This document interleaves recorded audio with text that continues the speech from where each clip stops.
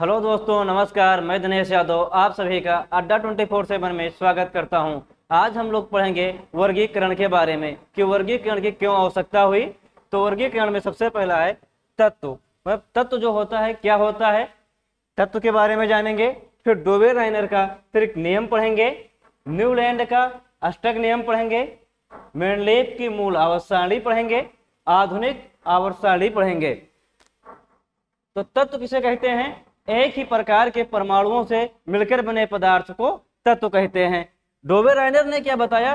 3 तत्वों को लिया इन्होंने, 1 2 3। पहले और दूसरे को जोड़कर उसका माध्य निकाला और जो माध्य निकल कर आया वो दूसरे तत्व के परमाणु भार के बराबर होता है। ये डोबे-राइनर ने हमें बताया। फिर है वर्गीकरण।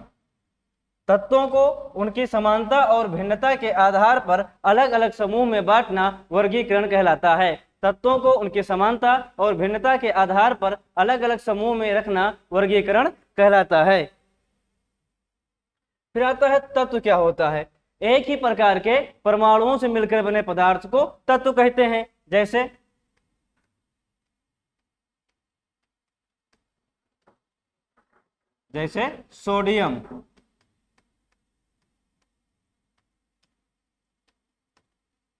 सोडियम, इसका प्रतीक क्या होता है? Na। इसको हम इससे ज्यादा छोटा नहीं कर सकते हैं, इसे और तोड़ नहीं सकते हैं। तो क्या है? ये सोडियम है।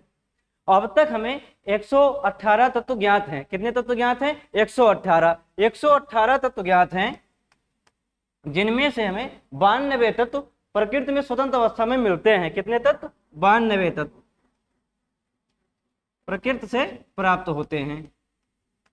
तो 118 में से 92 प्रकृति से प्राप्त होते हैं, बाकी कितने बचे? 26 तत्व। 26 हमें प्रयोगशाला में बनाना होता है कृत्रिम विधियों से। फिर इलेक्ट्रॉनिक विन्यास। अगर हमें तत्व, धातु, अधातु इन सबको समझना है तो इलेक्ट्रॉनिक विन्यास सीखना होगा। तो सीखते हैं इलेक्ट्रॉनिक विन्यास। चुटकियों में आपको सिखा दूंगा ट्रिक के साथ। सबसे पहले लिखेंगे हम 122 यस यस, पे लिखेंगे 334, इसके नीचे लिखेंगे यस पी यस, फिर 345 लिख देंगे डी पी यस। जब 1 लिखेंगे तो उसके नीचे एस, फिर 2 S 2 P 3 S 3 P 4 S, इस तरह हम लिखेंगे इसे लिखने के बाद हमें पता होना चाहिए एस के ऊपर हमेशा हम कितना लिखेंगे? 2 लिखेंगे। पी के ऊपर कितना लिखेंगे? 6 लिखेंगे। डी के ऊपर हम कितना लिखेंगे? 10 लिखेंगे। यस का मतलब हुआ sharp, P principal, D diffuse. अच्छा, इलेक्ट्रॉनिक हमें किसी भी तत्व का इलेक्ट्रॉनिक विन्यास किसी भी तत्व का बनाना होगा तो हम ले रहे हैं सोडियम का। 11 पर है इसका परमाणु क्रमांक 11 पर जो सोडियम है इसका हम इलेक्ट्रॉनिक विन्यास बना रहे हैं। सबसे पहले 1, तो 1 लिखेंगे। नीचे क्या है? एस, एस लिखेंगे। फिर ऊपर इसे कितना लिख सकते हैं? 2। फिर क्या? 2 लेंगे। 2 के नीचे क्या है? एस, एस लिखेंगे। फिर 2 लिखेंगे। फिर नीचे क्या है? पी। फिर 6 लिखेंगे। फिर 3, फिर एस, फिर 1, फिर सबको जोड़ लेंगे तो 2 2 4 6 10 11 बन गया ना इलेक्ट्रॉनिक विन्यास सोडियम का। ऐसे ही हम बना रहे हैं अब कैल्शियम का। कैल्शियम का परमाणु क्रमांक कितना है? 20। इसका बनाएंगे Ca। प्रतीक क्या होता है? Ca 1s2 2s2 2p6 3s2 3p6। अब 3p6 के बाद में 4s2। अब हम गिनेंगे कितना हो रहा है? 2 2 4 6 10 2 12 6 18 2 20 बन गया कैल्शियम का। तो ये बनाने के लिए हमें 30 तत्वों का नाम तो बिल्कुल रटा होना चाहिए। Hydrogen, helium, lithium, beryllium, boron, carbon, nitrogen, oxygen, chlorine, neon, sodium, magnesium, aluminium, silicon, phosphorus, sulphur, chlorine, argon, potassium, calcium, scandium, titanium, vanadium, chromium, manganese, iron, cobalt, nickel, copper, zinc. जैसे हमें रटा है ऐसे आपको भी रट जाएगा, बस केवल आपको हमारे क्लास में बने रहना है। फिर दबाता है धातु और अधातु के रूप में। सर्वप्रथम इसे वर्जीलियस नाम वैज्ञानिक थे, तत्व को उन्होंने धातु और अधातु के रूप में बांटा। लेकिन क्या प्रॉब्लम हुआ उनके साथ? कुछ तत्व ऐसे आए जो धातु होते हुए भी अधातु का लक्षण दिखा दिए और अधातु होते हुए धातु का लक्षण दिखा दिए, और कुछ तत्व धातु और अधातु दोनों के गुण दिखा दिए। जैसे देख रहे हैं यहाँ पर कुछ तत्व ऐसे होते हैं जो अधातु होते हुए भी धातु के गुण दिखाते हैं, जैसे आयोडीन और ग्रेफाइट। आयोडीन ग्रेफाइट क्या है, अधातु है, लेकिन ये क्या होते हैं, चमकते हैं। तो ये क्या धातु के लक्षण तो धातुएं चमकती हैं, तो ये भी चमकते हैं। ऐसे ही कुछ तत्व धातु होते हुए अधातु के लक्षण दिखाई दिए, जैसे पारा। पारा क्या है, एक पारा ये धातु है, क्या है, ये धातु है, लेकिन इसका जो लक्षण है अधातु है, क्योंकि ये सामान्य ताप पर 25 डिग्री सेल्सियस पे क्या होता है, ये द्रव अवस्था में पाया जाता है। और जो धातुएं होती हैं ये क्या अवस्था में होती हैं, हमेशा ठोस अवस्था में होती हैं। फिर है कुछ तत्व ऐसे भी मिले जो धातु और अधातु दोनों के गुण रखते हैं। कैसे, धातु और अधातु दोनों के गुण रखते हैं, जैसे एंटीमनी और आर्सेनिक, ये धातु और अधातु दोनों के गुण रखते हैं। मतलब क्या होते हैं, इलेक्ट्रॉन ग्रहण भी कर सकते हैं, इलेक्ट्रॉन त्याग भी कर सकते हैं।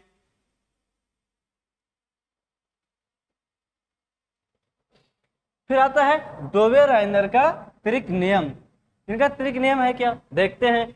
डोबे-राइनर ने सन 1829 में समान गुण वाले अनेक तत्वों को उनके परमाणु भार के बढ़ते क्रम में लिया और तीन तीन तत्वों का समूह बनाया।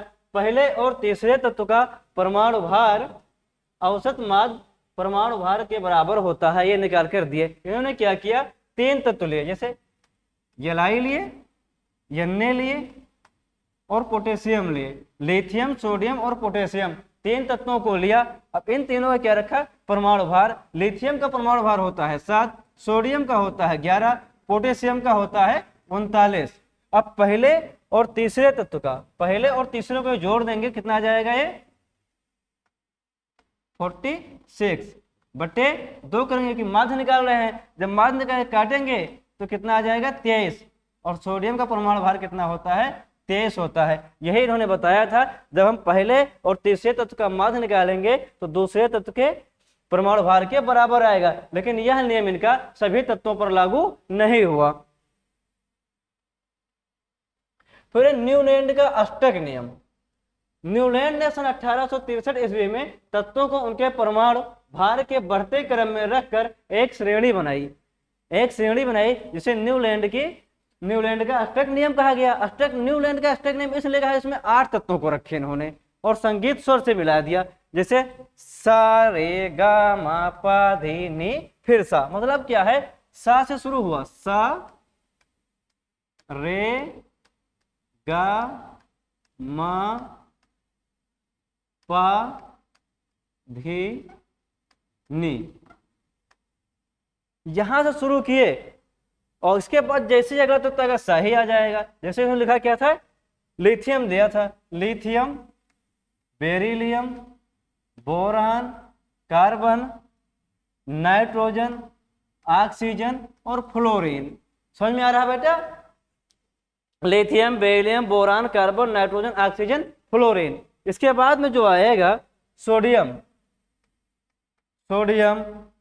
Magnesium, aluminium, silicon, phosphorus, sulphur, chlorine.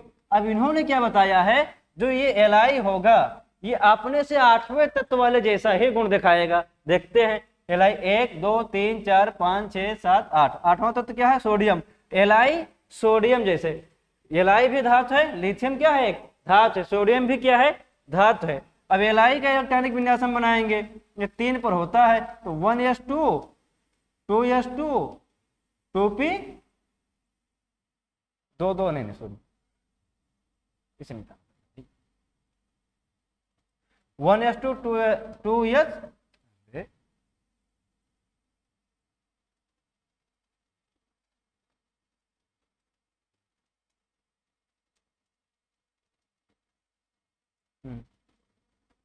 2s1, ये एलाई का तीसरा हो गया। अब सोडियम कितने पर है, 11 पर है, एन लिखेंगे, 11 का इलेक्ट्रॉनिक विन्यास बनाएंगे, 1s2 2s2 2p6 और 3s1, ये बन जाएगा इलेक्ट्रॉनिक विन्यास। इलेक्ट्रॉनिक विन्यास बनाना आप लोगों को हम सिखाया ही है इससे पहले। अब देखिए, इसके वाई कोष में 1 इलेक्ट्रॉन है, इसके वाई कोश में एक इलेक्ट्रॉन है, ये भी इलेक्ट्रॉन त्यागता है, Li भी सोडियम भी इलेक्ट्रॉन त्यागता है, तो दोनों की संरचनाएं पूरा क्या मिल रही है, एक जैसे मिल रही हैं, ये बताए। लेकिन न्यूलैंड का अष्टक नियम जो है सभी तत्वों पर लागू नहीं हुआ। इसके बाद आ रहा मेंडलीव की मूल आवर्त सारणी। मेंडलीव की मूल आवर्त सारणी, मेंडलीव ने तत्वों को उनके परमाणु भार के बढ़ते क्रम में रखकर एक श्रेणी बनाया जिसे मेंडलीव की मूल आवर्त सारणी कहते हैं। इनके अनुसार तत्वों के भौतिक तथा रासायनिक गुण उनके परमाणु भार के आवर्ती फलन होते हैं। क्या बताया, तत्वों के भौतिक तथा रासायनिक गुण उनके परमाणु भार के आवर्ती फलन होते हैं। मेंडलीव के मूल आवर्त सारणी के लक्षण, यह आवर्त सारणी तत्वों के परमाणु भार पर आधारित है। मेंडलीव की जो आवर्त सारणी है ये तत्वों के परमाणु भार पर आधारित है। इस आवर्त सारणी में 8 आवर्त और 12 वर्ग हैं। आवर्त और वर्ग समझ रहे हैं, जैसे ये बना रहे हैं भाई, 8 आवर्त बताए हैं, 12 वर्ग बताए हैं। ये जो इस तरह की लाइनें हैं ये वाली, ये क्या होंगी, पूरा आवर्त होंगे। क्या होंगी, ये आवर्त। और जो खड़ी लाइनें हैं ये क्या होती हैं, वर्ग होती हैं। समझ में आया बेटा।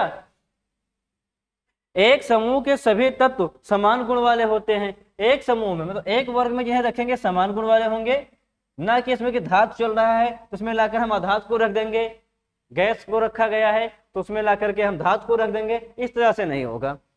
फिर आवर्त सारणी में बाएं से दाएं जाने पर संयोजकता बढ़ती है। आवर्त सारणी में अगर हम इधर से इधर जाएंगे बाएं से दाएं तो क्या होगी, संयोजकता बढ़ेगी। अब आपके मन में विचार आ रहा होगा कि संयोजकता क्या होती है। किसी भी तत्व की संयोग करने की क्षमता उसकी संयोजकता कहलाती है।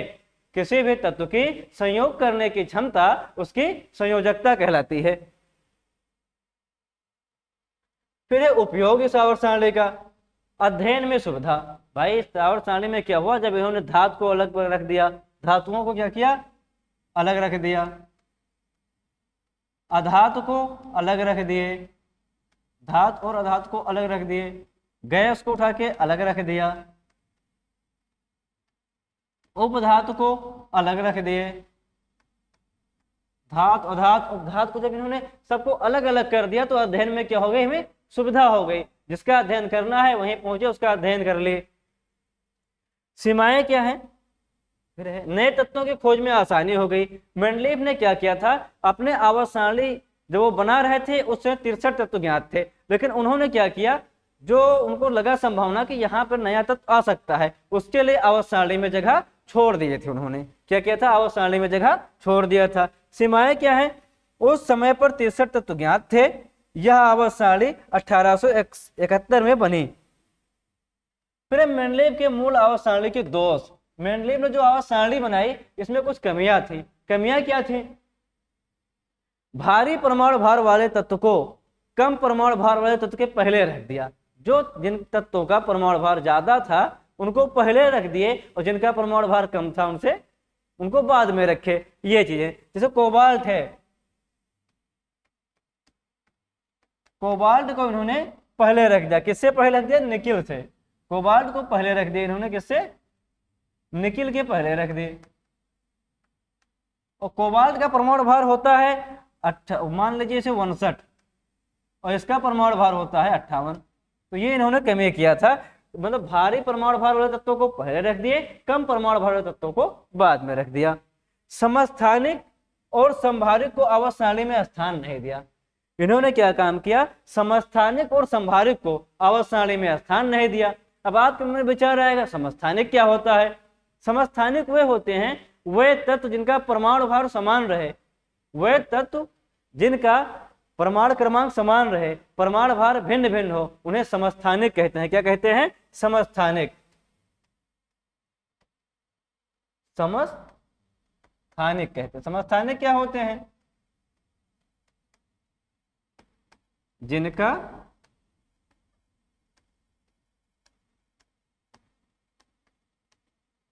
परमाणु क्रमांक क्या हो, समान हो। परमाणु क्रमांक क्या हो, समान हो। जैसे hydrogen 1H1 1H2 1H3। Hydrogen के 3 समस्थानिक होते हैं, 1H1 1H2 1H3। 1H1 को कहते हैं प्रोटियम, 1H2 को ड्यूटेरियम, 1H3 को ट्राइटेरियम कहते हैं। संभारिक क्या होते हैं? संभारिक होते हैं जिनके परमाणु भार समान हो और परमाणु क्रमांक भिन्न भिन्न हो, क्या कहलाते हैं? संभारिक कहलाते हैं। जैसे आर्गन 18 पे है, परमाणु भार कितना होता है इसका? 40 होता है। और पोटेशियम 19 पे है और इसका परमाणु भार कितना होता है? 40 होता है। जब परमाणु भार क्या होंगे? समान होंगे और परमाणु क्रमांक भिन्न भिन्न होंगे तो वहां पर क्या होता है? संभारिक हो जाता है। फिर आधुनिक आवर्त सारणी क्या है? आधुनिक आवर्त सारणी रेडियो एक्टिविता, समस्थानिक, संभारिक की खोज के बाद जब अध्ययन के वैज्ञानिक मोजरे ने 1913 में, तो उन्होंने आधुनिक आवर्त सारणी बनाई। इन तीनों की खोज के बाद में उन्होंने क्या किया? तत्वों को उनके परमाणु क्रमांक के आधार पर रखा। किस आधार पर रखा? परमाणु क्रमांक के आधार पर रखकर एक सारणी बनाई जिसे आधुनिक आवर्त सारणी कहते हैं। इसमें क्या होता है? तत्वों के भौतिक तथा रासायनिक गुण उनके परमाणु क्रमांक के आवर्ती फलन होते हैं। अब यहाँ पर आया रेडियो एक्टिविता। रेडियो एक्टिविता क्या होता है? वे तत्व जो स्वतः प्रकाश उत्पन्न करते रहते हैं रेडियो एक्टिव कहलाते हैं और इस गुण को रेडियो एक्टिविता कहते हैं। वे तत्व जो स्वतः प्रकाश उत्पन्न करते हैं जैसे थोरियम TH। थोरियम क्या है? ये स्वतः प्रकाश उत्पन्न करता है। रेडियम है, ये सब क्या है? बिना किसी के प्रकाश उत्पन्न करते रहते हैं, तो इन्हें क्या कहते हैं? रेडियो एक्टिव तत्व कहते हैं। समस्थानिक संभारिक हम पीछे समझ चुके हैं। फिर आधुनिक आवर्त सारणी के लक्षण क्या क्या होते हैं? आधुनिक आवर्त सारणी तत्वों को उनके परमाणु क्रमांक के बढ़ते क्रम में रखकर बनाई गई। आधुनिक आवर्त सारणी तत्वों को उनके परमाणु क्रमांक के बढ़ते हुए क्रम में रखकर बनाई गई। प्रत्येक समूह के भौतिक तथा रासायनिक गुण क्या होते हैं? समान होते हैं। प्रत्येक तत्वों के भौतिक व रासायनिक गुण समान होते हैं। दोष क्या है? हाइड्रोजन का स्थान निश्चित न होना। इस आवर्त सारणी में भी क्या है? दोष है जो हाइड्रोजन का स्थान निश्चित नहीं है। हाइड्रोजन को पहले वर्ग में भी रख दिए हैं, उठा के 17वें वर्ग में भी डाल दिया गया है, तो इसमें क्या है? इसका स्थान निश्चित नहीं है। लेंथेनाइट व एक्टिनाइट तत्वों को आवर्त सारणी में स्थान नहीं दिया गया, आवर्त सारणी में इनको नीचे रख दिया गया है। फिर आता है संक्रमण तत्व क्या होते हैं और नॉर्मल तत्व क्या होते हैं। नॉर्मल तत्व वह होते हैं जो श्वेत तत्व के साथ अधिक समानता प्रदर्शित करते हैं, उन्हें हम नॉर्मल तत्व कहते हैं। और संक्रमण तत्व क्या होता है? जिन तत्वों का अंतिम इलेक्ट्रॉन डी उपकोष में प्रवेश करता है उन्हें संक्रमण तत्व कहते हैं। वह तत्व जिनका अंतिम इलेक्ट्रॉन डी उपकोष में प्रवेश करेगा संक्रमण तत्व कहलाएंगे। जैसे हम ले रहे हैं परमाणु क्रमांक 21 को, टाइटेनियम Ti को, 1s2 2s2 2p6 3s2 3p6